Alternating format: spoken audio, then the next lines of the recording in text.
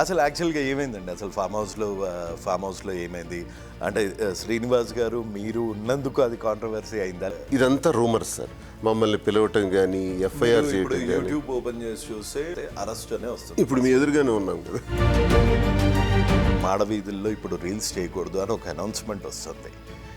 అది మీరు రీల్స్ చేసిన తర్వాతే వచ్చింది. అంటే రాజకీయ నాయకులకి అఫీషియల్ గా గర్భగుడి లోపల స్వామి దగ్గర వీడియోస్ తీసినా తప్పు లేదు, సామాన్యులు మాత్రం మాడవీధుల్లో కెమెరాస్ పట్టుకుంటే తప్పు. మనమేమన్నా ఆటవిక న్యాయంలో ఉన్నమా సార్? స్వామికి 14 కోట్ల ప్రాపర్టీ ఇచ్చేసాడు, ఇదో చిన్న చోరీ అక్కడితో అయిపోయింది అన్నదాన్ని మీరు ఎలా? నో చోరీ అంటే చిన్న పెద్ద ఉండదు. చోరీ చోరీ. నేను జగన్ అన్నని కార్నర్ చెయ్యాలి అని అనుకోవట్లేదు. ఎందుకంటే ఆయన 2 రోజులు ఉంటే ఆయనే ఏదో ఒక సబ్జెక్ట్ ఇచ్చి ఆయనే కార్నర్ అవుతారు. జరగదు. అవును, ఆల్రెడీ పుట్టేశారు.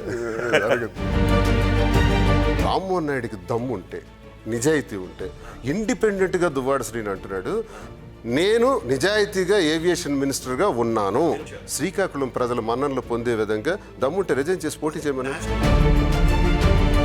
దత్తపుత్రుడు అంటే పవన్ కళ్యాణ్ అతనికే అంటున్నట్టు అతను ఎందుకు తీసుకున్నాడు? అసలు పేరెత్తారా? పేరెత్తలేదా?